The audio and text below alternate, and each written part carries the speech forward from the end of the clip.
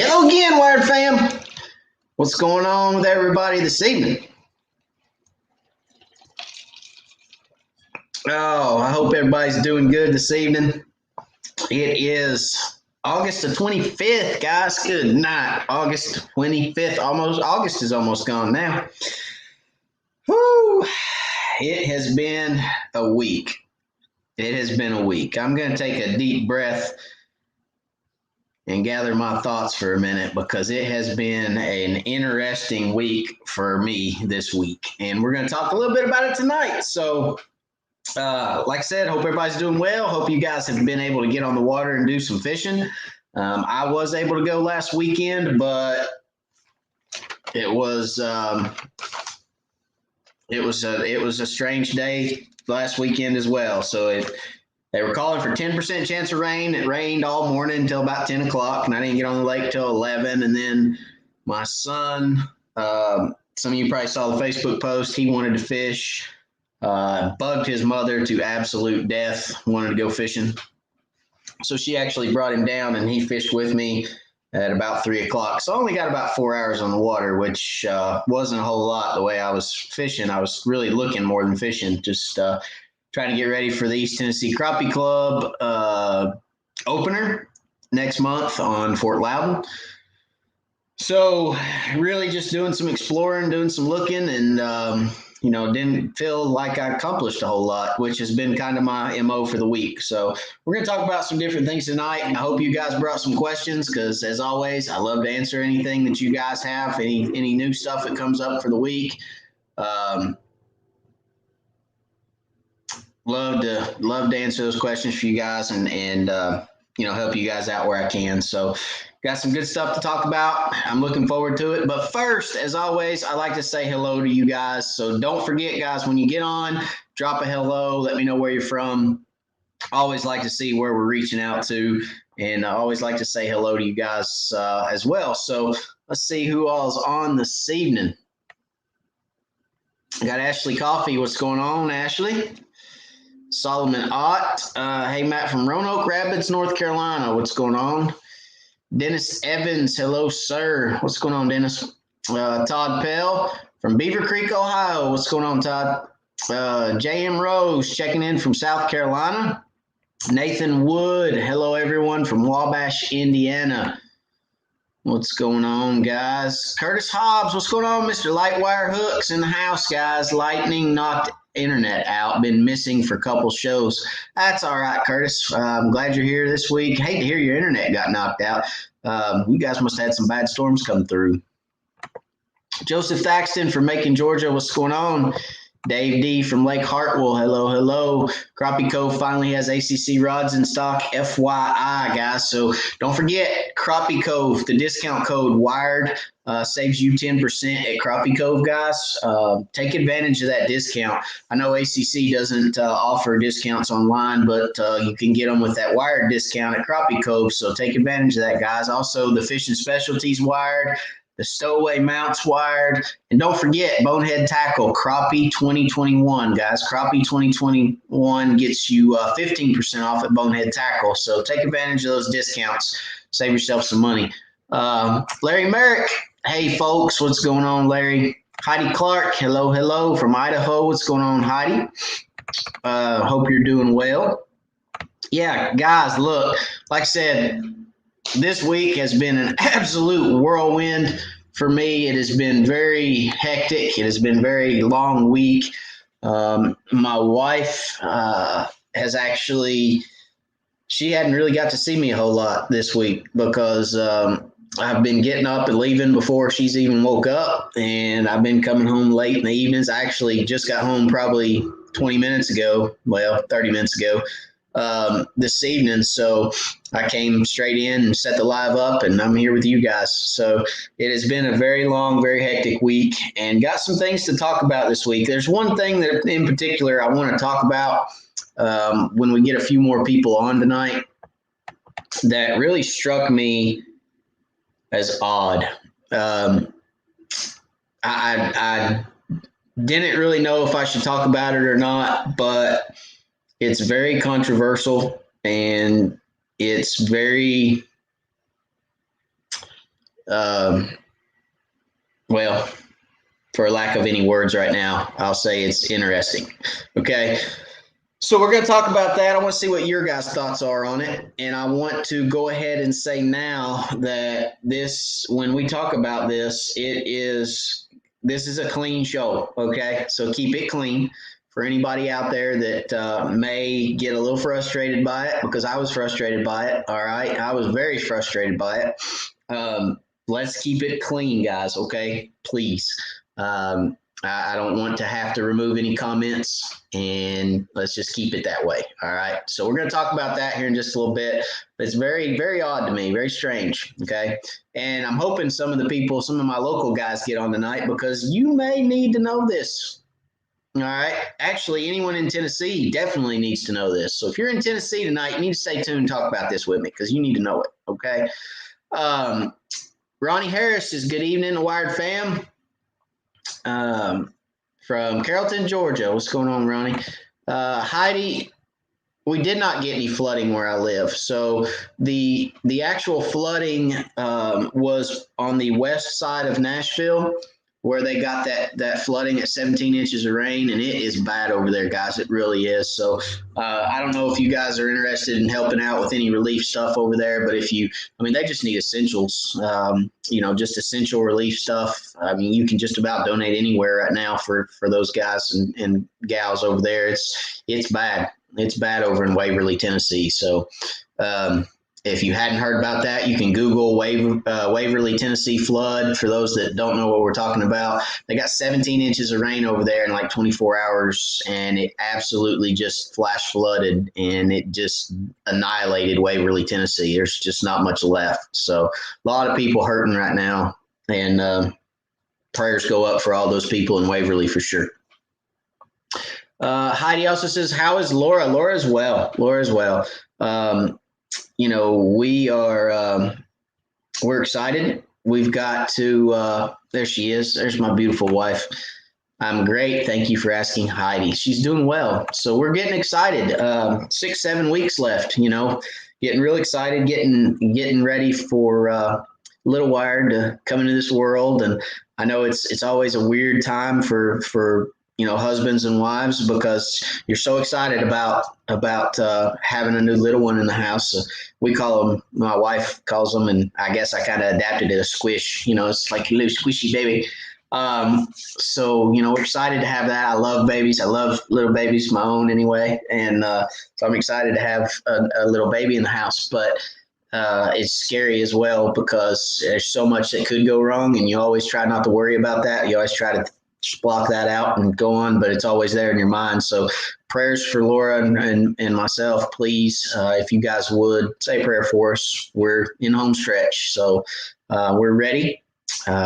We received some stuff from you guys on the for the Little Wired, and I appreciate everybody that sent stuff off the registry. Thank y'all very much. You know who you are. I don't know if anybody wants me to say who they are, so I won't, but thank y'all to everyone who sent stuff off the registry for Little Wired. It was a blessing, and we appreciate it. Big O. Hello, Matt, the Wired fan from Clarksville Lake. What's going on? Scott Jordan. Hello. MCM Tackle. What's going on? Hello, Matt. South Texas here. What's going on? So, guys, a couple shows ago, we gave away a dozen jigs from MCM Tackle. Those guys were able to contact him and get some of them jigs. So, thank you to MCM Tackle for that. Guys, if you have not seen an MCM Tackle hair jig, you need to go check out their website. I don't have any on my desk right now. They're actually all in my boat, because I fished with them last weekend. So they're in my boat right now. But check them out on Facebook, MCM Tackle, guys. They are absolutely great jigs, and they have a grasshopper lookalike. I'm not gonna give that away. I'm not gonna show you a picture, okay? I have a picture of the grasshopper lookalike, the stump bug. You need to go check it out on their website on Facebook, okay? Let's see. Thank you, Matt and MCM Jigs for the giveaway a couple weeks ago. I got my jigs from MCM and they look awesome. He even tied a new color for me. Still don't have my boat, so haven't got to try them yet. Well, that's awesome. I mean, that's the beauty of working with someone like MCM Tackle, guys, is, you can request those certain things. You can talk to them and call them, pick up the phone and say, hey, I'd really like to have this color. I don't see you have it. It's my favorite color on my home lake. Could you do them? And if so, what would you charge me? And then be like, yeah, sure, we can do them, or maybe they can't. But working with somebody that you can pick up the phone and call and have a conversation with is so awesome. I mean, that's just like Curtis Hobbs and Lightwire Hooks. You can pick up the phone, call him, and say, Curtis, I really want this jig head with this hook. Can you do it? And he'll tell you yeah or no. Most of the time, they'll tell you yeah, because they're there to help you and help a customer. They look at each customer as their only customer. That's what the small business mindset is so awesome. So check those guys out. Give them your business, help them out. They're trying to get their small pieces of pie too. So let's see. Heidi says she prays every day for my family. Thank you, Heidi. I appreciate that. This week we need it. This week has been a struggle for sure. So, and we're going to talk about that here in just a little bit. How do I get to the Baby Registry? So, Heidi, it's on. It's at Walmart. The Baby Registry is at Walmart, guys. Gosh, I don't have the. If you go to Walmart and go to Baby Registry, you should be able to look it up by typing in Wired, because it's actually named Wired Baby or Little Wired Baby or something like that. Little Wired or Baby Wired, something like that. You should be able to go to Walmart and search Wired, and it should pull up, Heidi. If it doesn't, anybody who wants to know the Baby Registry can shoot me a email at info@wiredforcrappie.com. I'm going to put it down here in the comments. So there's my email, info@wiredforcrappie.com. Shoot me an email, and I'll send you the link, Heidi, for the Baby Registry.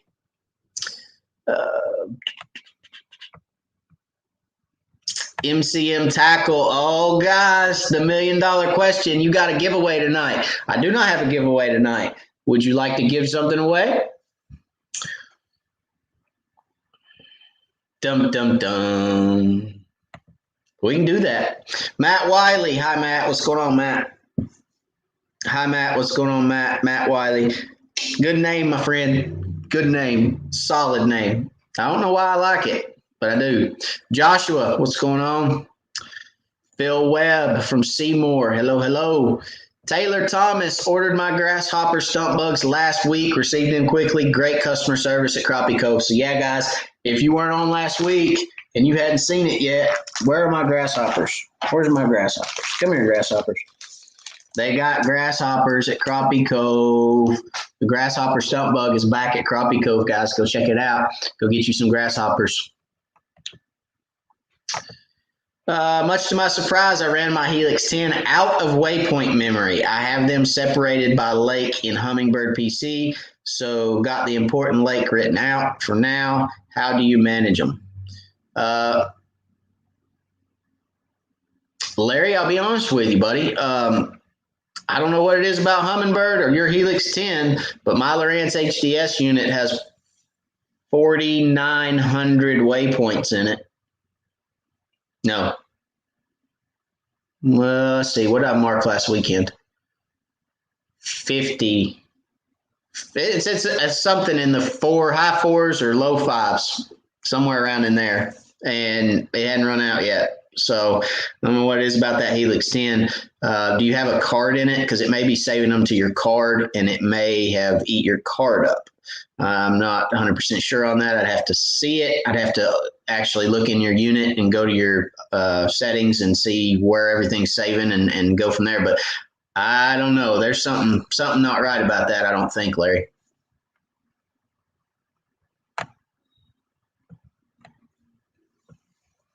Kenneth Pippin says, ordered some MCM hand ties. They were amazing. Yes, sir, they are. And they have the grasshopper lookalike now. You guys got to take a look at it.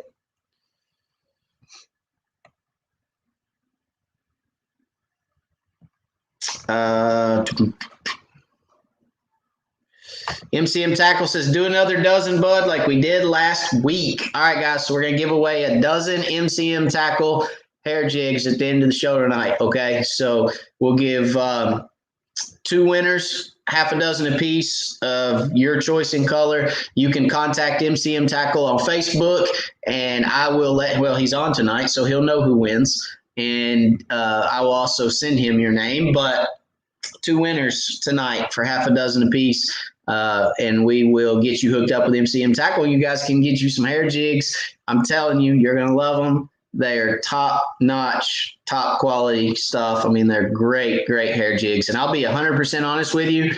I stopped fishing with hair jigs because of the cost of hair jigs, but MCM Tackle has got the price point right. They've got them priced right. They're not going to kill you. It covers their overhead. They make a little bit, and they're not trying to gouge you on them. So I appreciate MCM Tackle for that, because I'm telling you, hair jigs have gotten expensive, but MCM Tackle's got it done right. So thank you for that. We'll give those away at the end of the show tonight.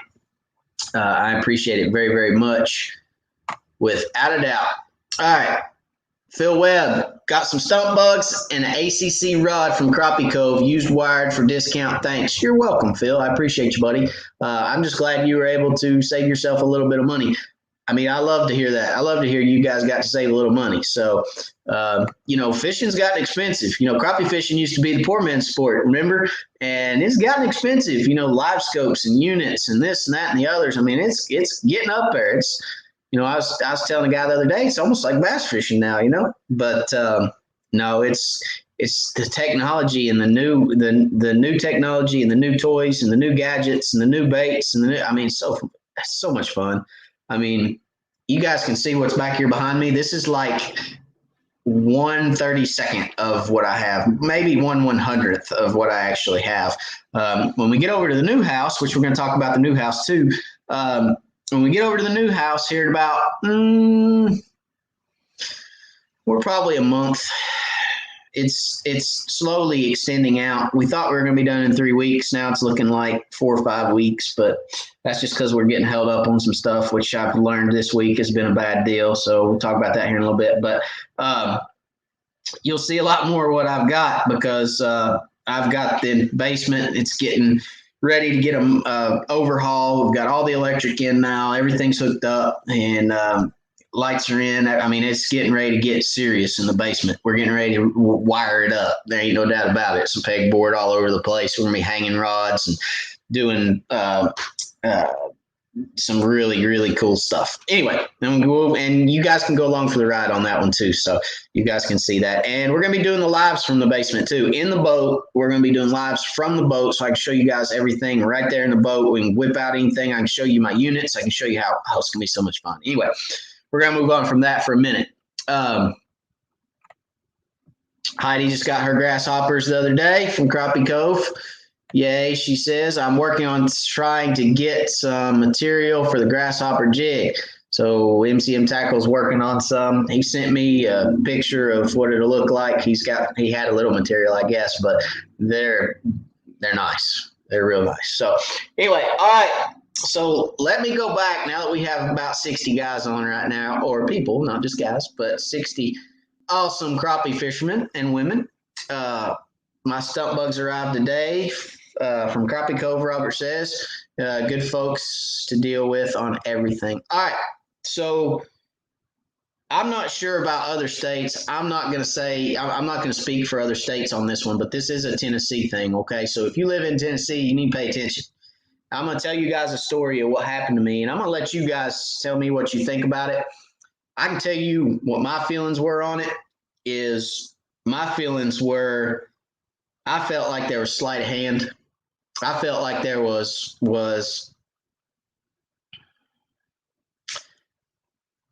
well, I'm just going to tell you guys this story, okay? And you guys tell me what your thoughts are. Keep it PG, please. Like I said earlier, this is a family channel. Keep it PG. If you have an opinion, I want to hear it, but keep it PG. Okay, guys, please. So, Kenny Sparks, good evening. All right, I'm going to dime myself out a minute, okay, because this happened to me, and yes, I do wrong as well. We all do things wrong, okay? Be honest, we all make mistakes as well. This wasn't a mistake. I did it on purpose, but I got caught doing it, and it's my fault. I get that. I'm not saying I didn't do it, okay, first and foremost. All right, I got a ticket. All right, so I get this ticket. This is in Alcoa, Tennessee. I get this ticket. I was working. I was out there working. I was working hard. I was driving. I was not in my original truck. I was not in my F-250. I was in an F-350. I was going to get some materials. We needed some materials on a job. This truck is a stick shift. It is a pain in the butt to drive. Anyway, long story short, I'm driving down the road. I get a phone call. I'm in a 2002 F-350. All right. It does not have Bluetooth. I didn't have an earpiece. I needed to answer the phone. I answered the phone. I picked the phone up. Hello. Yeah. Okay. Get twice as many. All right. That's cool. Thanks. Bye. Hang up. Put the phone down. Look over. There's a cop sitting beside me. Okay. Great. Pulls in behind me. Pulls me over. Hey, you're not supposed to be on your phone. Yes, sir. I understand. I was very polite. I get it. I was in the wrong. I accept responsibility for that, guys. That's not where I'm going with this, okay? I accept responsibility. I should have gotten this ticket because in Tennessee, they have hands-free Tennessee. You're not supposed to be on your phone. You're supposed to have a Bluetooth. I picked up the phone. I get it.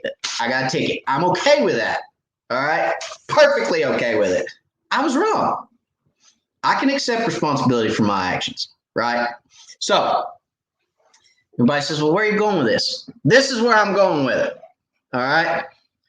I really didn't know if I was going to tell you guys this story. I really struggled with whether I was going to tell you guys this or not, because I felt like, I don't need to be out there harping and putting stuff on in a public forum about things that are already not going great for certain job positions. Right. So I'm not going to get into all that, but this bugged me. This aggravated me. So I come home.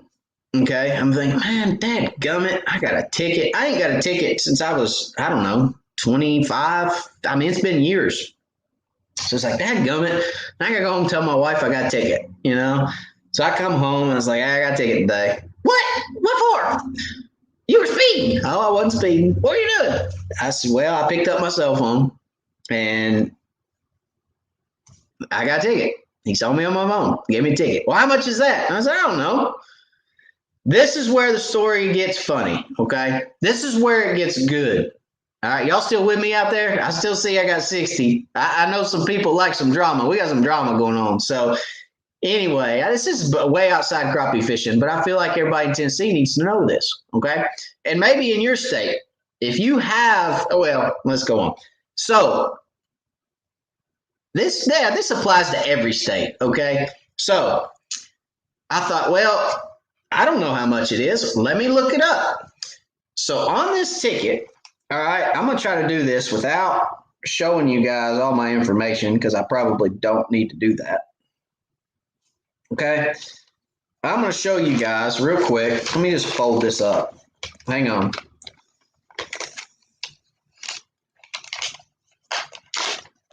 All right, let me get this folded up. Bear with me. All right.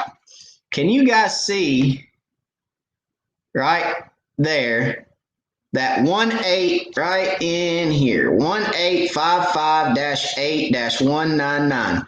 That is the code, the ticket code for the driving or using a handheld device while driving.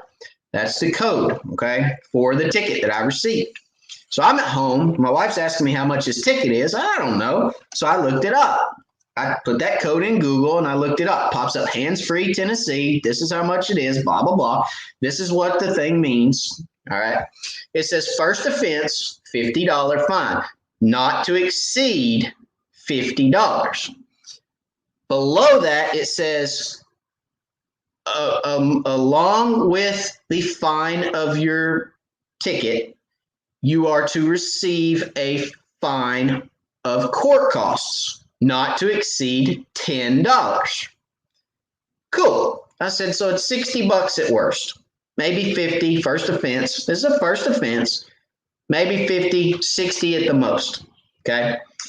So I get online a week later and I put the ticket number in online, put my name in, pops up, charges owed, $137.50. So I thought, what in the world? How's it $137.50? Now, like I told you, I'm okay with paying my fine. No problem with that.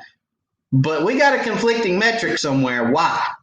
Okay. So what I do, I pick up the phone and I call down there the next day and I said, why is this $137.50? That's what it is. That's the court clerk says that's what the charges are. I said, well, who makes the charge? Who decides what the charges are? Is this not part of Hands-Free Tennessee? And she said, yes, sir, it is. I said, well, it's a $50 first offense with a $10 court cost. You're charging me more than double. No, sir, that's what the county commission is who sets our ticket fees. They did it. It's $137.50. I said, they can't do that. It's a law. There's a law that says I can only pay $50 and a $10 court cost. I'm sorry, sir. If you don't want to pay your ticket, come to court. I said, fine. I'll come to court. So this is where it gets good. My court date was supposed to be this week. All right. So the morning of my court date, because my court date is at my time to be at court is 3:00. So the morning of the court date, I get online. I pulled it up again, and I thought, because I had a horrible week, I didn't feel like going. I said, forget it. I'm going to give them my money. I don't care. All right. So I went online again, put in my information. It pulls up. It says amount owed $60.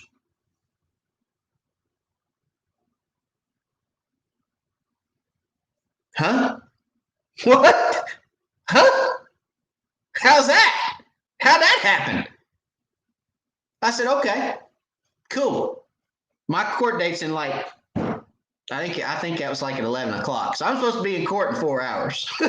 So I'm like, all right, let me pay this. So I went on there and I paid it. $60. So then I pick up the phone, guys. I picked up the phone. I call back over there. I say, hey, I'm supposed to be in court at 3:00. I just paid my fine. It was different than my original fine. How'd that happen? Oh, what's your name, sir? I gave her my name, and instantly she goes, oh, yes. I remember this. I'm sorry. I don't remember exactly what happened or how it happened, but the other court clerk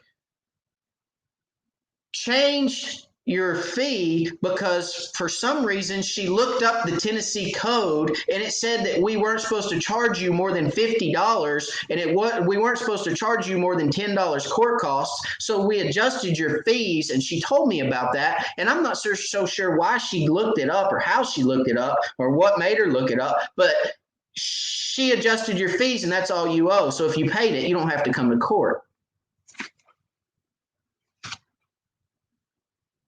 Well, I'll tell you why. You want to know why she looked it up? Well, do you know? Yeah, because I called her and told her that she wasn't supposed to charge me that much, that y'all were gouging me more than double what you were supposed to get.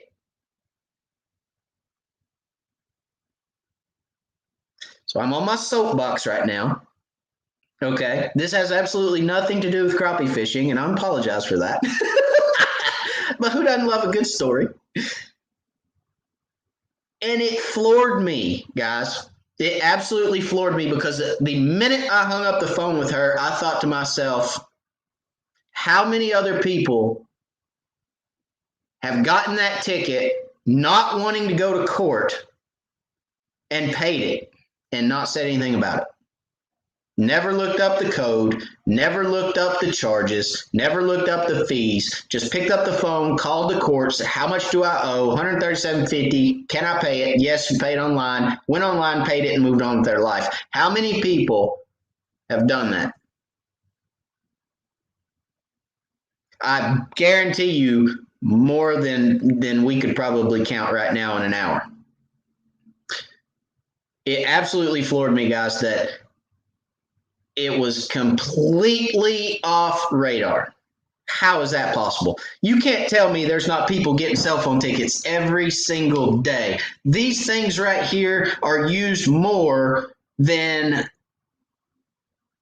our cars. I mean, let's face it. We use this more than anything. These things right here they're rather the greatest or the worst thing ever invented. I'm not sure which one, but we're on it constantly. People are getting cell phone tickets out there all the time. If you get a cell phone ticket, please, if you get any ticket in any state, on your ticket, there should be, when you get this, and it says description, 18 and over, using handheld device while driving, there should be a little code number right there with it. That is the code that's the law code. That's the code for the law that's written in stone. Please look that up. I saved myself $75 just by Googling that code. So anyway, I'm getting off that. I don't know what you guys think about it, but I can tell you what I think about it. And I think it's highway robbery, in my opinion. But I think that they should set the charges at what they really are, and not just set them at whatever they want to set them at, in my opinion. But I'm getting off that. I'm getting off the soapbox. That is my story for the week. I thought it was very interesting. I just wanted to mention it. I wanted to say something. Again, I was very back and forth with myself whether I was even going to mention anything or not, because there is a lot of just bad stuff going on out there. I don't want to add to that fire. I don't know where it comes from or who it come from or anything like that. I just dropped it after that. I was like, you know what? I paid it. I owed it. It's fine. I did do wrong. I was on my phone. It's my fault. Paid it. All I'm asking and telling you guys is I don't feel like anymore we can just accept, yeah, that's right, I got to pay $137.50. No, do your research, guys. Do your research. Really look at some of this stuff. Same thing goes, well, I'm not going to go there. I'm just going to leave it alone. But do your research. It was interesting to me. I don't know if it was interesting to you guys, but it was interesting to me. So, anyway. All right, let's see. Kenny Sparks, preach it. I ain't trying to preach it. I'm off it. All right, preach it. There you go. Kenneth, how many people has she ripped off? Well, it's not her. The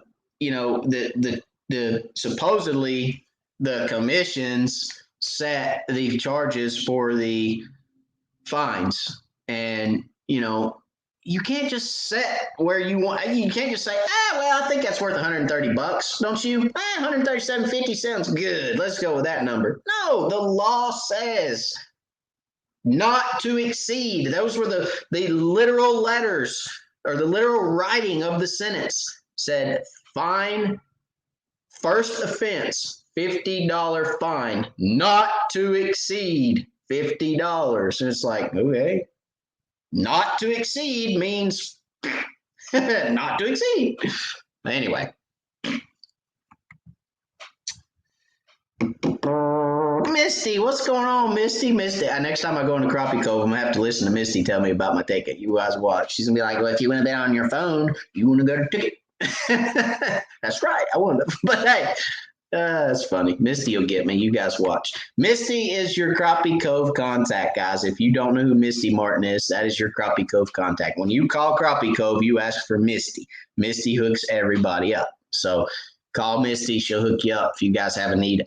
Anything in that store. If you don't know what's in Crappie Cove, go to my video about Crappie Cove, and I'll show you everything that's in that store. They've got it all. They've got boneheads, crappie magnets, light wire hooks. They've got jiffy jigs. They've got reels, rods. They've got ACCs. They've got flugers. They got Daiwas. They got it all. So anyway, great shop, great store, great people. Okay. A lot of hi Misties, a lot of hello Misties.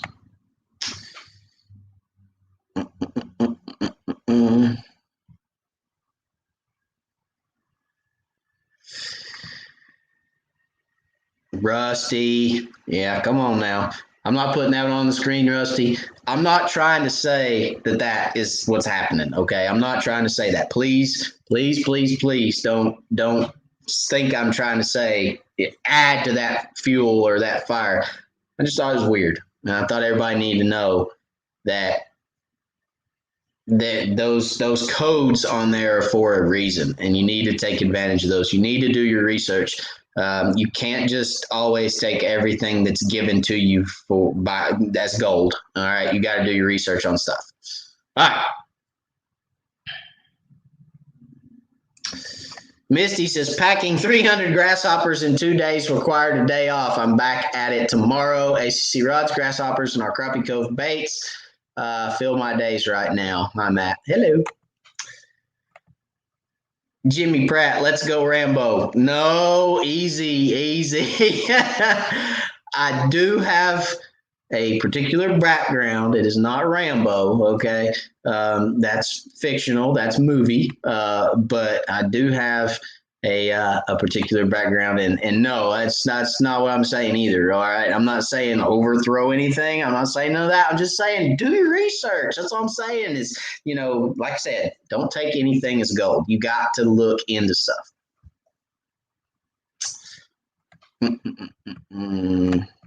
Heidi Clark says, that stinks. Glad you did not pay the extra. Yeah, me too. I was really thrown back by it. I even came home and told my wife, I was like, $137.50. What in the world? That ain't right. She's like, calm down. I'm like, no, that ain't right. I know what the law says. It's written. I know. And she's like, you don't know everything. I'm like, and this I do. I know. And she's like, yeah, they're going to tell you you don't know what you're talking about. I was like, well, we'll see. I'm going to stand there and put it in their face and be like, see, this is what it says. She's like, you're going to jail. You're going to go to jail. And I was like, well, maybe I will. I don't care. Anyway.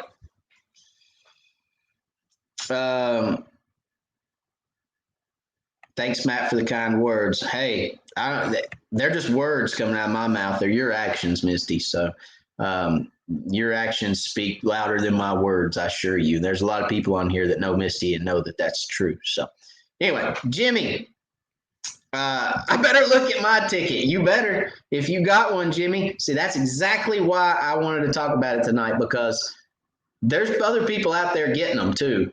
And you need to look. I'm telling you, you need to look.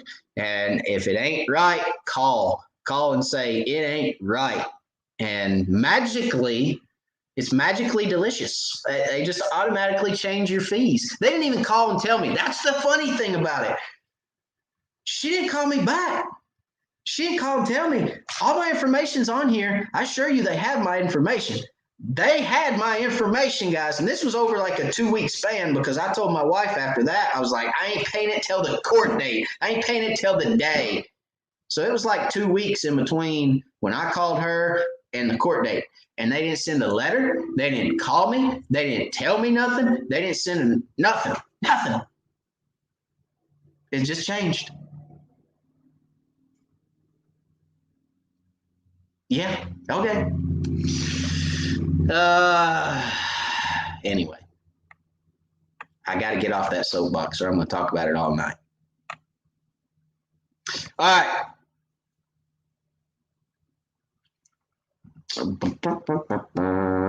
Now you can spend it at Crappie Cove. There ain't no doubt about that. They done got most of my money, every bit of it. I spend they take advantage of me at Crappie Cove. They really do.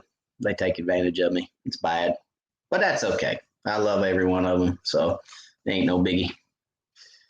All right, Sportsman's Paradise. Wow, how many people haven't researched this and paid a different amount? But anyway, hello, Matt from Greg Lewis, Shreveport, Louisiana. What's going on?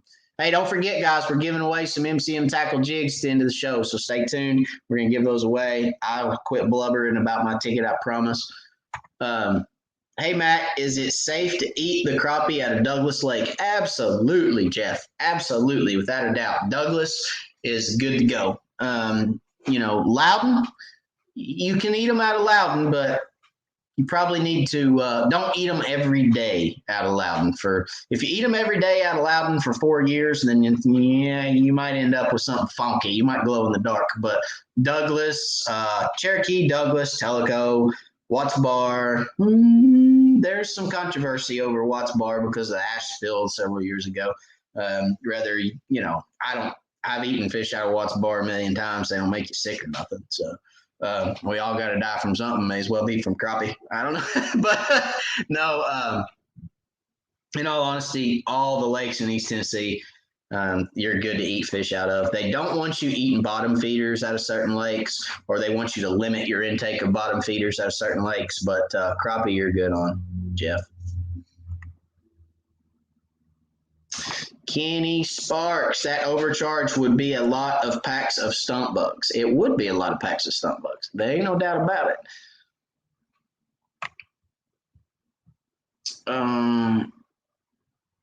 Ashley, curious what the judge would have done, said if you hadn't said anything on the phone to them, walked in the court with that printed out, handed it to the judge, and asked why the 137.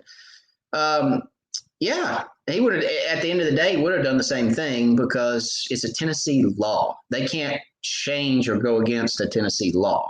If it's a law, it's a law. Like you can't change that. I mean, you can't argue with that. You just walk in there and lay the paper down and say, you read it. Done. I'm done talking. You read it. At that point, they can't do anything about it. That's why I assure you, okay, look, I assure you when I hung up the phone with her, it wasn't just, oh, let me Google it. Oh, okay, change. No. She Googled it. She took it to somebody. She said, y'all are overcharging people. Why? They said, oh, crap, this could be bad. This could be a class action lawsuit against the city of Alcoa. And I guarantee you right now it got changed without telling me, sleight of hand and just praying that I didn't say anything about it.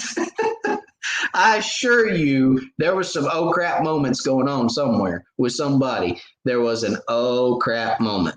All right. So I don't know. I'm dropping it. I'm moving on with life. It ain't worth going back and fretting over now. But I wanted to tell the story because I want you guys to be aware and pay attention. All right. Phil Webb, Transparent Tennessee, there for everyone to see for a reason. Glad you looked it up. Saved you some money. Absolutely. Absolutely. I'm glad I did too. Calm down with a day on the water. Yeah, I did actually. I had to go last weekend because it was one thing that I was just off put about. And I was just like, I gotta go fishing. I gotta go to the lake. I was like, you know what? It's raining, but I don't care. I'm going to the lake. So, Alan Wetzel. Hey, Matt, little late. What's going on, Alan? You missed it, buddy. Hope you caught the tail end of that. Joel Nash, never realized all those lakes in East Tennessee were such awesome crappie lakes. I'm blown away. Huge fish. We do have some big fish, Joel. We really do. We've got some good fish in East Tennessee, and we've got a lot of those cookie cutters, like I'll call them. A lot of those 10, 11-inch fish. We've got a lot of those. And this past year, we've had a really, really high number of those 8 to 9-inch fish. Very high, scary high, actually. Almost to the point where you get concerned about, is there enough forage in the lake for all of them? Because there's that many. And Chickamaugas eat up with it. I mean, Chickamauga has got – you almost start worrying about population numbers a little bit on Chick because there is, I mean, you can pull up to a dock on Chick, you can shine a live scope under it, and there's 1,000, and I'm not exaggerating, 1,000 8 to 9 inch crappie under it. And I'm no exaggeration of that fact. I swear to you. It is absolutely ridiculous, the numbers of those small crappie on Chickamauga. So almost, like I said, to the point of worrying about overpopulation. And we do have some really good lakes in East Tennessee. They're very fertile lakes, and they fish do well in them. They keep high oxygen contents through the summer because TVA's running dams and generators for power purposes. So the oxygen content stay pretty high in our lakes, which is great for the fish. It's great for the fisheries, and there's some really good fishing in East Tennessee for sure. Numbers and size.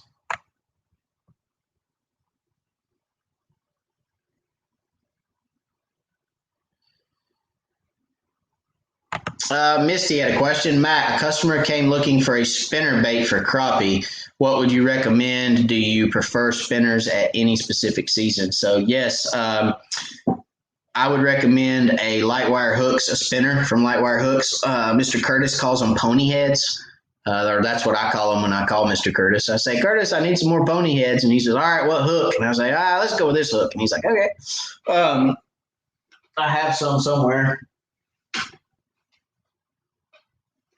back here behind me in the abyss. Where are they at? Here they are. That's not them. That's not them. That's not them. Where are my spinners at, Curtis? There they are. Yeah. All right. So again, pony head. I use a willow blade. I would like a willow blade.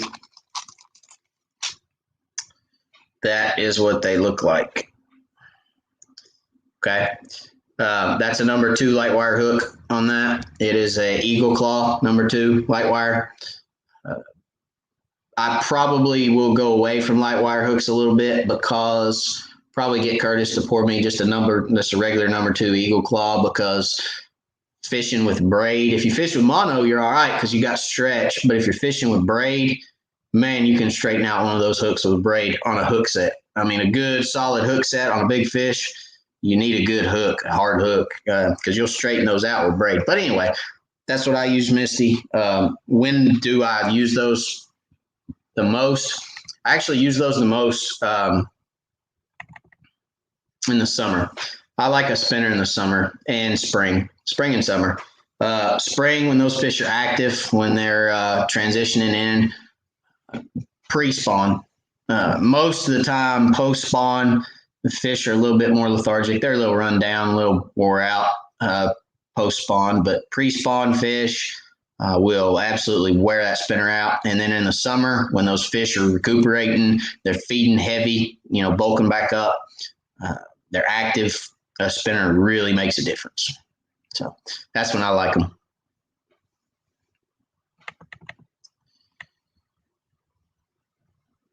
All right, so I told you guys we were going to talk about the house a little bit. We will talk about the house. I don't want this to be a harping session, but I've had a lot of issues at the house this week too. My granite countertops got pushed back. Probably a must-add light wire hooks is what Curtis said. It may be a must-add. You may be right. That may be a must-add, Curtis, in that specific pony head. It's bronze, so I thought it was an Eagle Claw. Curtis can tell you. There it is. Doing.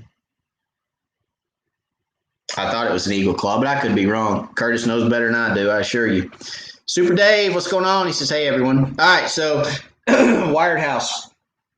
Yeah, Wired House, I've had some issues this week, some materials being pushed back. Like I said, all my granite's been pushed back, which is unfortunate. Probably the last thing I get before I move in at this point. But not to sound like I'm harping all the whole show, but they put my island in the kitchen today. Cabinets are already in, but they put the island in. And do I have any carpenters? First of all, do I have any carpenters or cabinet installers or anything on the channel tonight? Tell me do I have any construction workers at all? Anybody? Any construction workers? Because I'm telling you, you guys are going to laugh. That's a funny story. Joshua, yes, I did. Thank you very much. I did. I sure did. I got all the doors in. We sure did. Yep. James Womack, what's going on? Good evening. Good evening. All right. Any construction workers? Any guys that have ever done construction? Joseph Thaxton says yes. Joel Nash says he's a mason. All right. What's up, Joel? Is a mason? Joel, you ought to get to know Mr. Jimmy Pratt. You guys will get along. You guys can share stories. All right. Joseph Thaxton says yes. Curtis Hobbs says for the last several years, only use mustad, a little stronger than Eagle Claw. So that's probably a mustad then. Yeah. So cabinets are in. All right. Island got installed. There's a 2-foot side, 24 inches, and there's a 6-foot side. Okay. Got two sides. You got the ends. And you got you got the top end, the bottom end, left side, and the right side. Left and right side are 6 foot. All right. The ends are 2 foot. So I go over there today. Commercial glass, Jeff says. All right. So I go over there today, right? I'm like, hey, Island looks good. Wait a minute. As soon as I open the front door, okay, I looked at it through the door. As soon as I opened the front door, I've been in construction for years. I'm in outdoor contracting now, but my father actually owns a sheet metal roofing wall systems company. I worked for him doing finish work. I did all the finish work for him, and ran jobs for him for years. And I actually have a very, very good eye for square. Level, plumb, and square. Okay, for the three terms that most people use is level, plumb, square. I have a very good eye for that. Very good.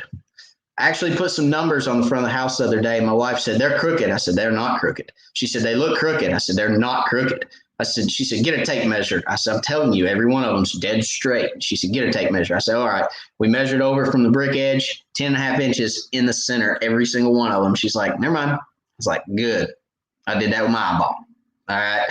But anyway, long story short, I have a very good eye for square. So I walk in, I look down the edge of the island on the long side, and I was like, no, that ain't square. That ain't close to square.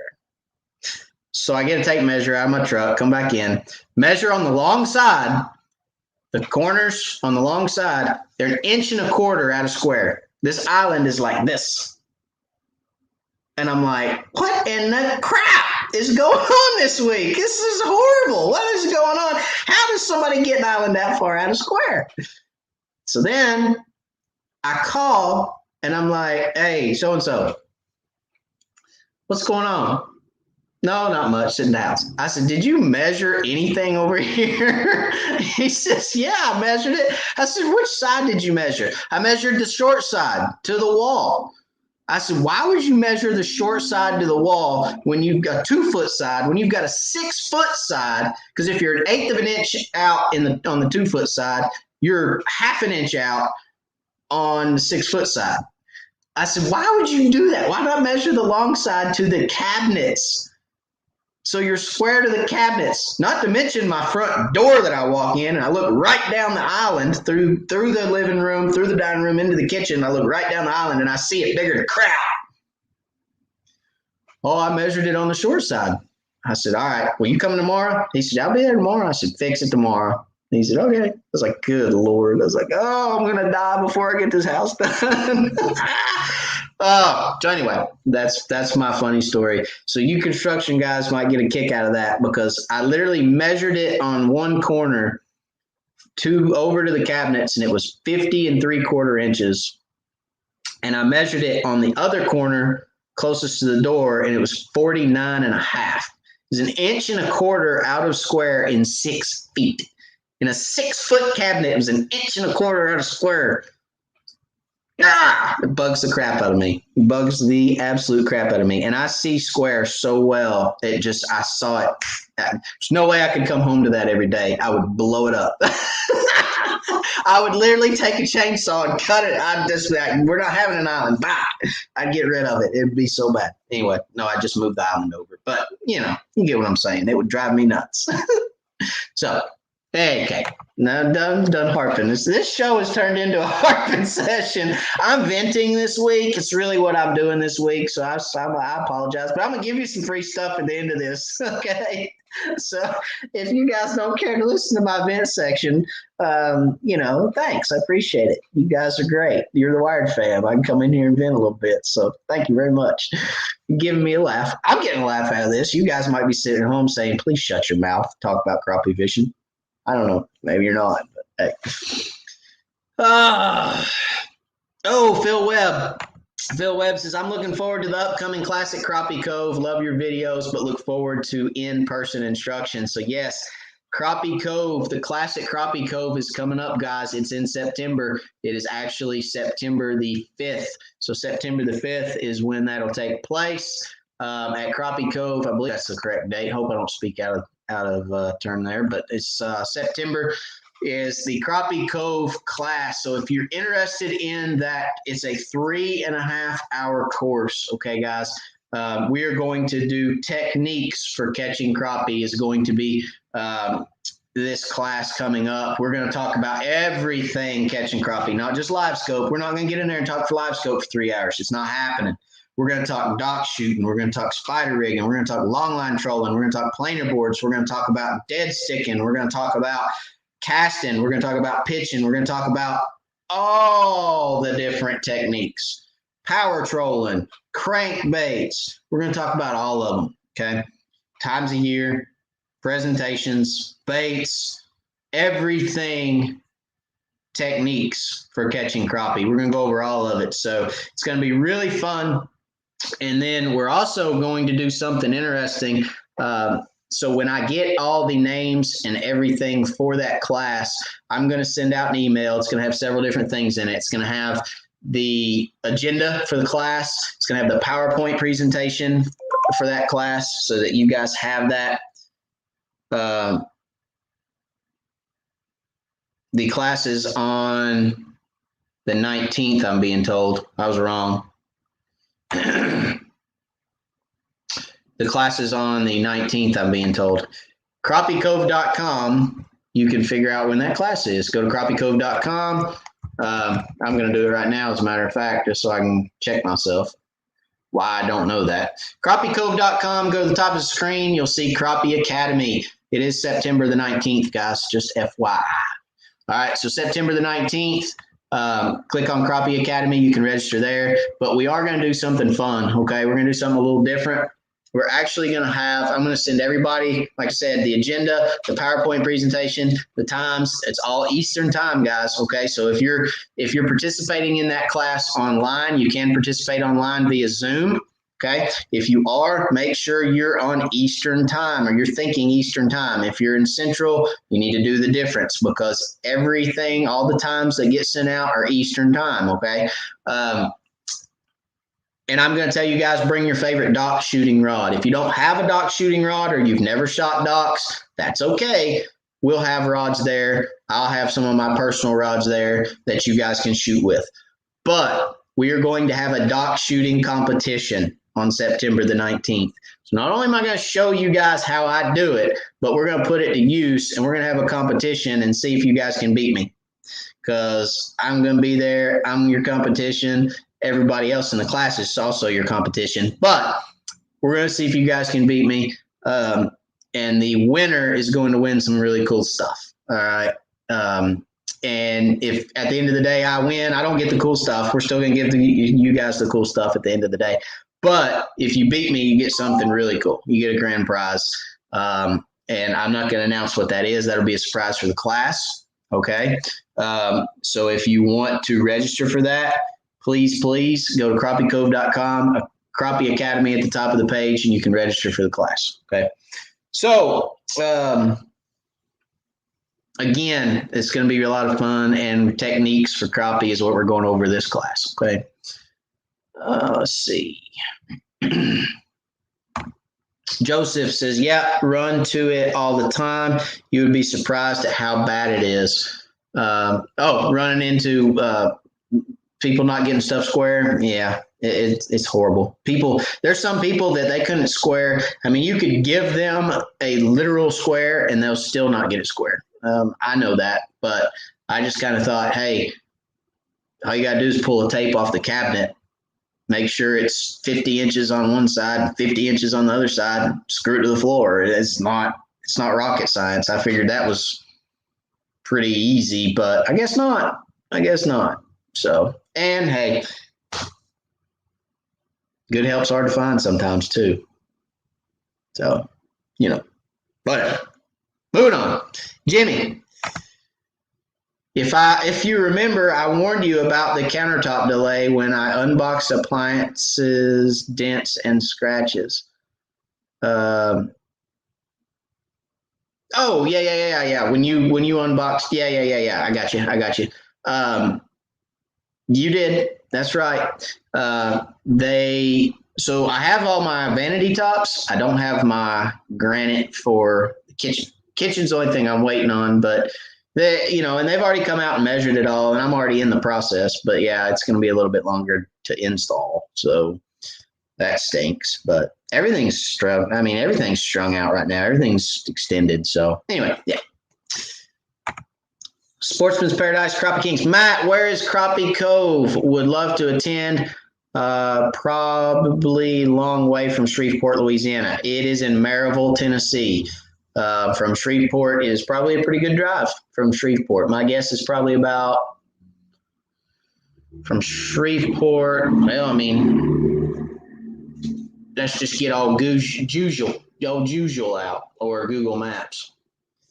Let's see. Crappie Cove is literally about 5 minutes from my house. So I'll just put Shreveport, Louisiana in here.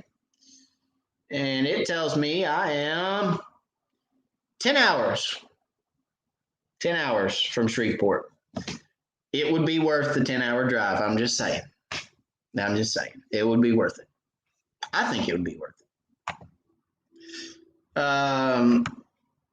East Tennessee, south of Knoxville. Yep, in a little town called Maryville. Maryville is how some people say it. Maryville.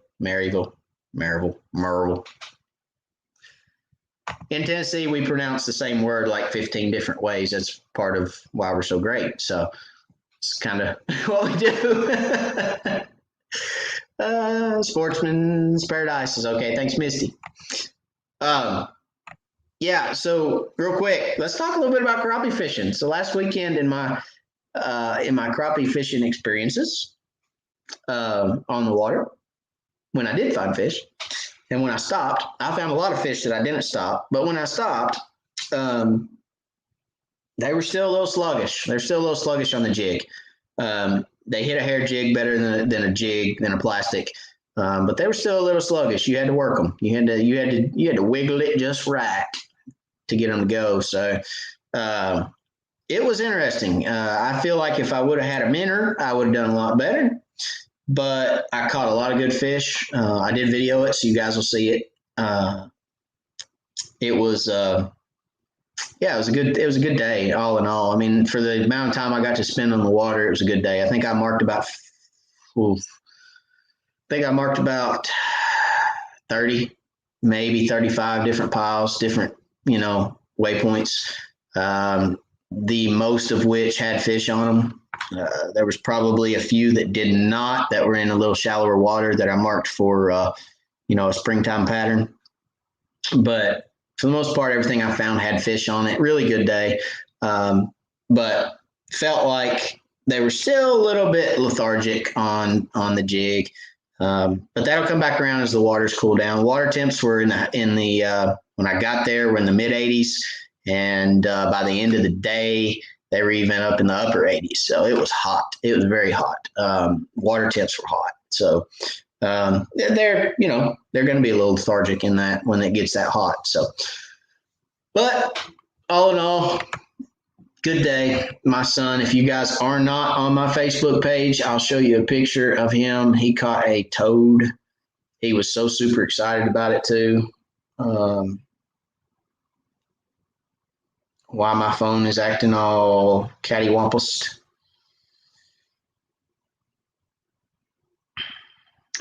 My son, the crappie king right there, he caught a giant. I don't know if you guys, what is it? There we go. He caught a big one. He was so super excited about it too. He caught that fish and he set the hook on that fish, and the first thing out of his mouth was, "I think it's a big one." So he had a ball reeling that thing in. But another funny story about fishing this time instead of something else. Have you guys ever? So I'm teaching Brantley to shoot docks. Okay. And for those of you with small kids, this may help you. So I'm trying to teach him to shoot docks. I'm trying to get him to understand how to load the rod, how to hold the jig, when to release, where's his release point at, all those things that you have to think about when you're shooting docks. And he is horrible. He is horrible, but that's to be expected. Nobody's going to be good right out of the gate. Nobody. It's practice. Practice makes perfect. Now, if you have really good hand-eye coordination, you'll catch on a lot quicker. But for a 6-year-old, it's hard, and he's getting it. And we go to those docks that are pole docks that are really high out of the water, which not a lot are right now. Oh, excuse me. But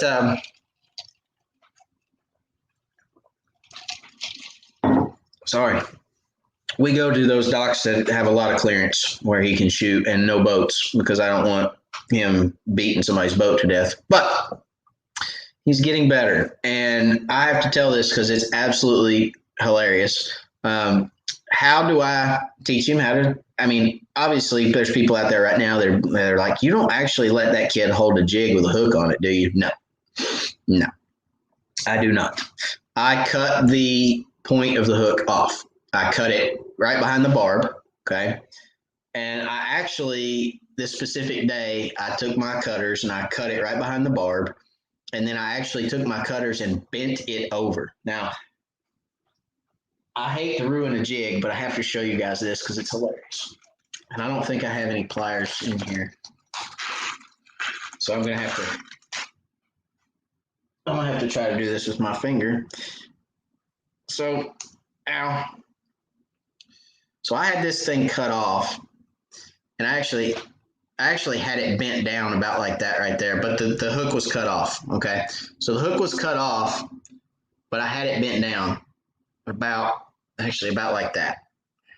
All right, so that's about what I had it bent down like, with the hook cut off, with a jig on it. The hook was almost touching the jig, okay? That's important. You need to remember that. So I'm teaching this kid to shoot docks. And we got a little close to the dock at one point, and he said, "Daddy, I'm just going to pitch it over there, or I'm just going to throw it over there," is what he said. And I said, "Well, be careful, don't hit anything." And he just kind of laid his bait over there, beside, there's a little walkway. He just kind of flipped his bait out there beside the walkway. And he yells at me. He says, "I got one." I'm thinking, "No, you don't. You got a cut off hook." He said, "Daddy, I got one. It's a big one." And I said, "He's hung." And I turned around and the rod was going. And I'm like, wait a minute. He's not hung. He pulls up a bass that's actually, he made me take a picture of it just to prove the story's true. He made me take a picture. He said, "Hold that bass. I want to take a picture of it." He took a picture of it. That's the bass that he caught. You can see the hole in his mouth. That's the bass he caught on a jig that was cut off and bent over. How he hooked that fish with a cut off hook that was bent over, I'll never know. I will never know how that miracle child miraculously hooked that fish with a cut off jig that was bent over. It's hilarious. It's the funniest thing I've seen on the water in a long time. Him yelling at me, "I got one." I'm thinking, "No, you don't. You little joker. You're hung." And this bass comes up. I was like, what? I don't know how he did it, but he did. It was pretty funny. So anyway, that was a funny moment of the day, Sunday. Jimmy says, Saturday I fished with a double jig and on the bottom had a live minnow and on the top blue ice stump bug. They were passing up the minnow and wearing out blue ice. After that, I used 2 blue ice. Well, Saturday was a very different day than Sunday. I actually tried blue ice. I had blue ice tied on at one point. Oh, no, I didn't. I had slick tied on, which is very similar to blue ice, but blue ice has a blue in it, not just a black flake. So I didn't try blue ice.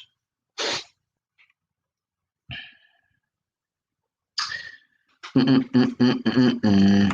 right, guys. Let's see. Trying to teach my 6-year-old. Larry says, trying to teach my 6-year-old granddaughter. Scary for sure. It is a little scary. We actually are getting ready to start the 5-gallon bucket trick. So, we're going to have a 5-gallon bucket somewhere in the house, and we're going to practice shooting into a bucket just repetitively.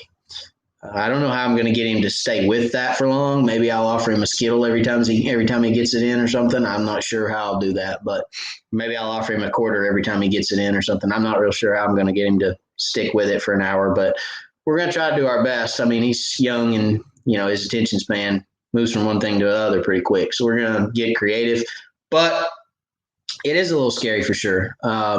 Teaching kids, I remember I've got a picture actually of the first fish that my son caught by himself, no help, casting all by himself, reeling all by himself, setting the hook by himself, reeling the fish in. I mean, that was a very, what I thought was a tall tale for him. I mean, that was a milestone moment for me as a dad when my son is completely self-sufficient catching his own fish. And it was just like, wow. And that was earlier this year, doing everything himself, no help. From feeling the fish bite, right? A lot of times, with a slip float out there and the bobber goes under, it's like, hey, set the hook. You're telling them when to set the hook, they're jerking. But he was bonehead stump bug, cast by himself, reel, set the hook, swing the fish in moment. It was really cool. So having those milestones and reaching those is really cool as a dad, to see your son do that. And, as you teach them and as they learn, I mean, everything is for us, Larry, it's nature. For me, it's second nature. Hang on just one second, Larry. Nathan Wood, thank you for the super chat, buddy. I appreciate it. It's a blessing to me and this channel, and I appreciate your super chat very, very much. But yes, teaching a kid to fish is absolutely just so cool. I mean, it's just one of the coolest things that I've done on the water is to teach my kids to catch fish and to watch them reach those milestones. For something that comes as easy as casting to us is hard for them, and it took me a while to realize that I have to be patient because it's hard for them and it's so easy for me that I have to be patient, and patience is a virtue, right? So for me, it's when I see a brush pile full of crappie and he casts over here and the fish are over here, it's like after 4 or 5 casts, I'm like, you want me to cast that for you? No, Dad, I want to do it myself. I have to allow that. I have to be like, okay. Well, okay, baby. The fish, see that buoy right there? They're about 5 feet on this side of the buoy. So you got to cast over there on this side of the buoy. And he'll still cast over there sometimes. It's like, what are you doing? He's like, you got away from me, Daddy. I'm like, okay. Go over there. Just have to sit back and let them do it. They have to learn. They have to self-teach. And as a crappie fisherman and a tournament fisherman, it's like, no, you got to get over there where the fish are. Hurry up. I have to let go of that. So I've gotten to where I'll sit down in the back of the boat, get a Snicker bar out, and sit there and eat a Snicker bar and eat a Mountain or drink a Mountain Dew, and just over there, you're not wrong side of the boat. Okay, Dad, But yeah, it's a lot of fun. A lot of fun for sure. Ashley said, "Kid gonna be deadly if he can even catch fish with the hook cut off." Yeah, yeah, that's what I'm thinking. And it did. It was a bass, and so that's got me a little bummed. But anyway, he's probably gonna be a deadly one. That's for sure. I hope he sticks with it. That kid he's eat up with it. I could go in there right now and shake him and say, "You want to go fishing?" He'd jump out of bed. It takes him 25 minutes to get out of bed for school in the morning, but I go in there and say, "You want to go fishing?" And I swear to you, he would jump up like that. 30 seconds, he'll have shoes on. I'm not kidding you. I mean, he loves it that much. So hopefully he'll stick with it, be out there with dad someday.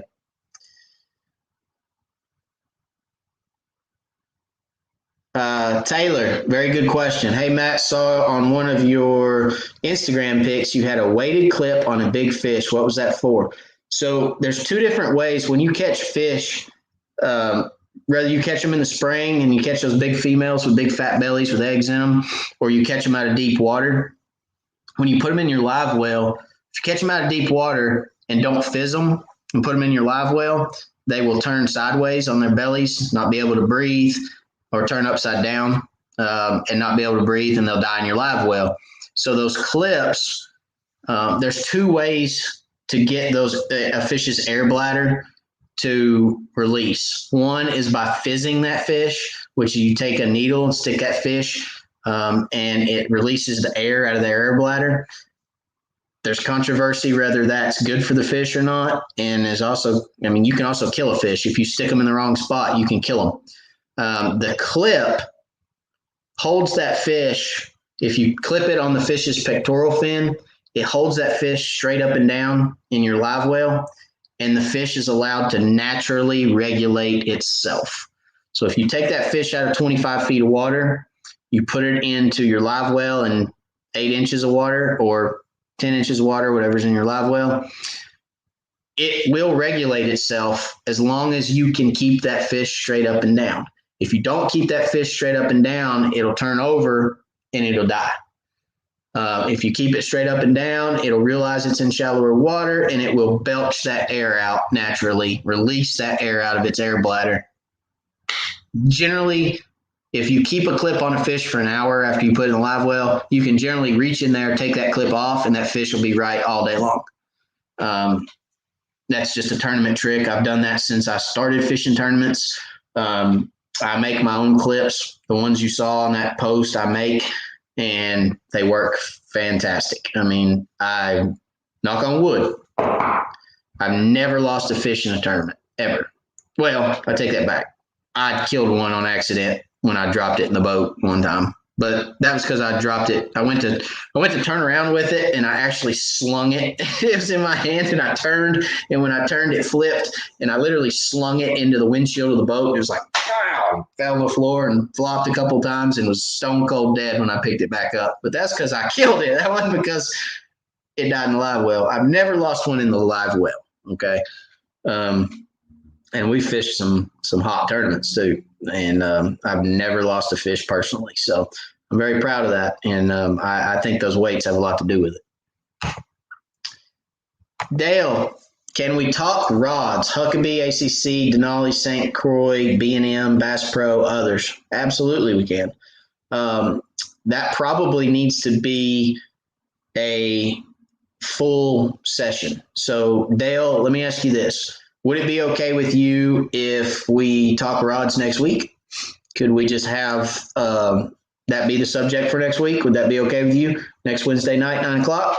Just let me know in the comments if that's okay with you, and we'll do that next week. Is that okay with everybody else to do rods next week? Because we can talk rods for sure. Tyrone Brown. Hi, Matt. One of the things I struggle with is boat control on a brush pile and also when dock shooting. Any tips to get better? I have spot lock, but I do not use foot control. Okay, first of all, learn to use foot control, Tyrone. I know you probably don't want to hear that. I know that's probably not what you wanted to hear. But honestly, learn to use foot control. Okay, there's a lot of times where you can hit it with your foot. And hang on just a second.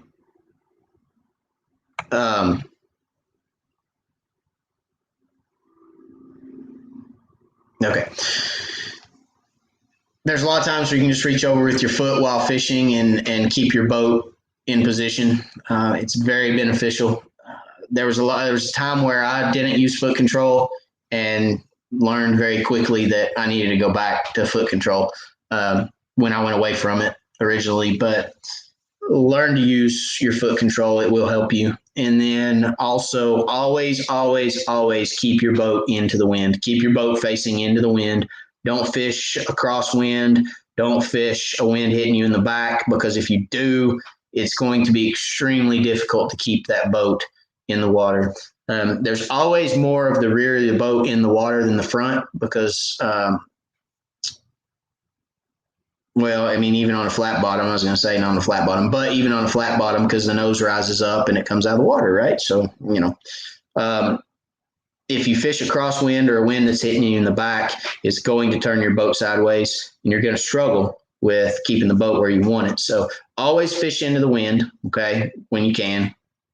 Always cast into the wind and learn to use that foot control, man. I mean, honestly, if you have current, point your boat into the current. If the current and the wind are fighting each other, which sometimes they do on East Tennessee lakes, because if they're running generators at the dam and you've got a lot of current and you're fishing in the river and the wind's blowing and across the current, sometimes you get the wind pushing the boat, then you get the current pushing the boat, so you get this funky kind of, where do you go? How do you fish in that? Kind of have to hit it in the middle and hope the wind doesn't die, because if the wind dies, the current's going to take you. But current's not going to stop. So, it's just kind of one of those things you got to play with a little bit, and you just got to, really just practice. Just continue to practice. Those few things will help you, but it's just practice makes perfect on that. You've got to learn what speed your trolling motor's on is a big one. Don't put your trolling motor on 8 or 9, first of all, because when you kick it on, it kicks on just extremely hard, and it's going to push your boat. Boats drift, okay? So when you push the trolling motor and let off of it, your boat's not going to stop. And a lot of guys I see will struggle with that. They think, oh, I need to stop when I get here. And then they get off their trolling motor, okay? And the boat drifts another 15 or 20 feet before it actually stops. My Ranger is really bad about that, okay? When I take my foot, let's say I'm cruising on a 3 or a 4 and I'm moving towards a brush pile, 3 or 4 power speed, and I'm moving towards a brush pile. If I don't get off that trolling motor before I'm 40 feet from that brush pile, I'll float right over the top of it. And that's moving maybe 0.8 mile an hour, 0.9, maybe 1 mile an hour at the most on a 3. If I don't get off that trolling motor at 40 feet, I'll float right over top of it, because my boat will drift that far. So keep in mind, your boat will drift. A little is a lot of times with a trolling motor. So if you just get on the trolling motor enough to correct your boat, get off it, move it, get off it. Don't stay on the trolling motor pedal too long.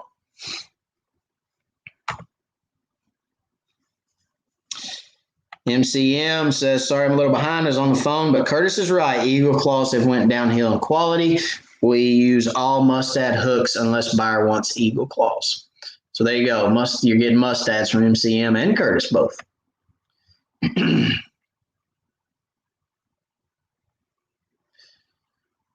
Taylor Thomas. That's how he wins all those tournaments. Lots of laughs. Wait a minute. What did Taylor say? Oh, about the clips. That's how I win all those tournaments. I put clips on my fish. Yeah, those are 1 ounce a piece, baby. 1 ounce a piece. No, that ain't how I do it. Bob Long, is Crappie Cove going to get more of the hats in that you have on? Yes, I'm sure at some point they are going to get more of these hats. Misty, these hats have been requested. If you're still on, okay. Can Misty enter the dock shooting contest? If she wants to, she can. Sure thing. Going to Cedar Creek tomorrow for some dock shooting. Dale said, sure, sounds perfect. So next week we'll do rods. Okay, guys? Tyrone, thanks for the help. I'll hook the foot control pedal back into the boat. It'll help you. I mean, don't get rid of your remote. The remote has its place for sure, but that foot control will help you. It'll be your friend for sure. I wouldn't exclude it. All right, let's give away some baits. You guys want some baits? Gage says Lake Chickamauga tips. Yeah, sure, fish docks. If I'm lying, I'm flying. And as you guys can see, I'm still sitting here in the chair. So fish docks. All right.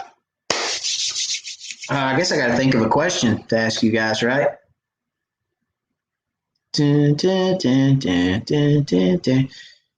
do we want to do a question or do we want to do a number again? How do I want to do this?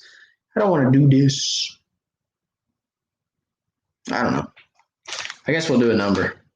Don't be putting them in yet, because y'all don't know what the numbers, y'all don't know what the number is. Y'all know what the numbers is.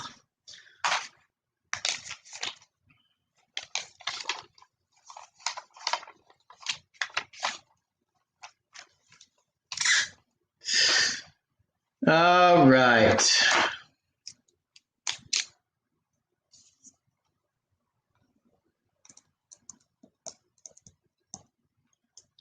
I'm going to get y'all on this one. I'm going to get you guys on this one. You watch. I'm going to get you. All right. For the first half dozen of MCM tackle hair jigs, I want you guys, when I say go, okay, to give me a number between 100 and 150. Number between 100 and 150. Go. Give me a number. First, when I see it, you're winning. And I'll tell you guys when I see it. And it's on my screen, not on your screen. Remember, my screen's a little behind. So from your screen, when you comment, it goes on your screen automatically. When they come to me is what I'm looking for. Okay? Give me a number between 100 and 150.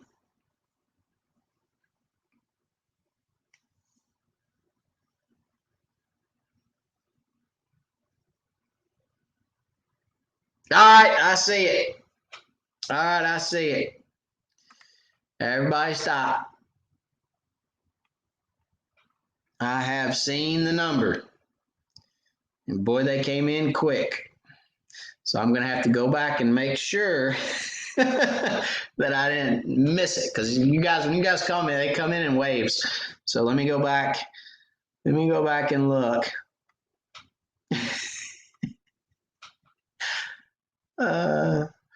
I love it. All right, first winner of the night, Nathan Wood, 137.50. That's what I'm talking about. Nathan was paying attention. 137.50. All right, that's what I'm talking about.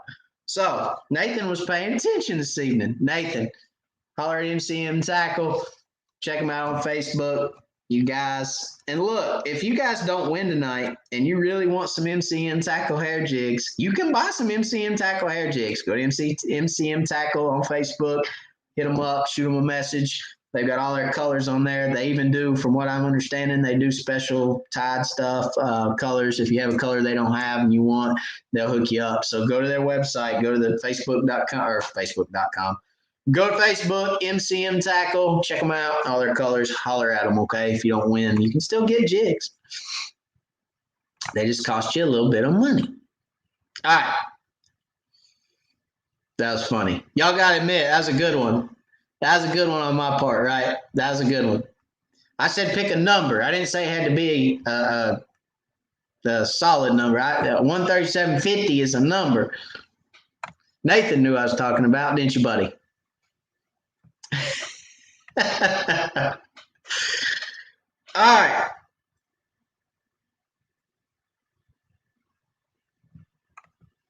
Well, Kenneth, that's a number. That's 137.5. 137.5 is a number. That's a little tricky. I'll give you that. But that's okay, right? We can do that. I mean, hey. There was a little hidden context in that. I'll give you that one.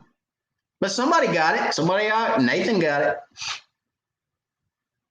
Somebody's going to call me tomorrow and be like, that was wrong. You did people wrong. All right, the next one. This will not be a half number. We'll do a solid number on this one. All right. Let's see. Kenneth, you did pick 137. I seen it come through, and I almost said somebody got close, and I thought, no, let's not do that, because there was only like 5 on the board at that point on my screen, and I was like, I don't want to say somebody got close in case somebody takes a minute to get there. So anyway, I seen that. You were close. All right, the next set of numbers. Let's go. Give me a number between 50 and 100. Go. 50 and 100. 50 and 100. Give me a number. Da, da, da, da. Oh, I need to write it down, don't I? Da, da, da. Woo! I broke my pen. All right, I done seen it. I seen it. It was the first comment I seen come through. Somebody's been paying attention tonight. All right. The very first comment to come through on my screen. Everybody caught on quick to my trickery. That's okay. Big O, 60, my friend, 60 on the ticket itself. The ticket that I had to pay. $60 is what I should have been paid. Well, that's what I did pay. But that's what they should have charged me. Anyway, Big O, congratulations, Big O. You are the winner of the other half dozen. Big O, what is your name? Because I know you don't go by Big O. So what is your name, Big O? Tell me before we leave here tonight, please, so I can pass that along to MCM. Jimmy Pratt got it. Who else got it? Jimmy was on the right brain wave with me. Kenneth was too. Nathan got it again. That's funny. Kenny got it. A little late, but he got it. Who else got it? I know there's more. You guys caught on to me pretty quick, I'm pretty sure. A lot of smarties. Jose Ortiz. All right, Jose. Holler at MCM, okay? Congrats to the winners. Congrats, guys. Congrats. Congrats to everybody. I appreciate y'all for being on here tonight. We've been on for a little over an hour and a half. I want to say thank you before I get off for letting me vent a little bit. I needed to vent tonight, and I appreciate it. It is it always kind of talking with you guys every Wednesday kind of gets me going for the rest of the week, gets me amped up about going the rest of the week. So being able to vent tonight has done me well. I appreciate it for you guys being on here with me and experiencing just kind of, be honest with you, living life with me. I mean, it's a blast to get on here and talk to you guys every week. See everybody on here. Thank you to MCM Tackle for giving away the baits tonight. I know you guys appreciate that from them. So look, appreciate everything they do. Go help them out. Go buy you some jigs. If you didn't win tonight, go get you some anyway. They're a great company, great people, and we can definitely help them out by getting some jigs from them. So that's what they're in business for, is to sell jigs. So let's go get some. All right. And tell them you came from Wired, and who knows, you may get to hook up. I'm just saying, tell them you came from Wired. Never know. MCM, I saw you on the Wired channel. You know what I mean? So, Dog Talk said, keep your head up on the house. It'll get there. It will. I mean, my head's not really down. It's just some of the things, this week have been. It seems like everything has went the opposite direction. We actually have gotten this thing done really quick. I mean, it's amazing how fast it got done. I don't think we broke ground on this thing until what? March. I think it's March or something that we broke ground on it, and we're in the home stretch. So as far as houses are concerned, this one went up really quick. So no, I'm not upset about it. It's, this week's just been a bad week. Chalk it up to a bad week and move on. So therapy. That's right. It is therapy. Yeah, that's right. Therapy. There you go. Crappie therapy. I like it. Everyone have a blessed and fabulous week. I second that, Heidi. Appreciate you, Heidi, for seeing everybody off with a blessed and fabulous week. Ronnie says he's going to MCM Tackle to check them out. Good deal, Ronnie. You'll like them. You're doing yourself in. Ronnie's getting ready to buy some jigs, guys, because when he sees them, he's going to like them. Phil Webb came in a little late on the 60, but he's right. All right, guys. I appreciate it again. Appreciate all y'all for doing everything, being a part of the channel. And I'm going to bed. So we'll see y'all next week. Same time, same place. We're going to talk about rods next week. It's going to be a lot of fun. We're going to talk about everything that has to do with a rod, from the grip to the blank to the eyes and everything in between. All right, backbone and tips and all that. So it'll be a good show. I'm looking forward to it. Appreciate it again, guys. God bless. And we'll see y'all next week.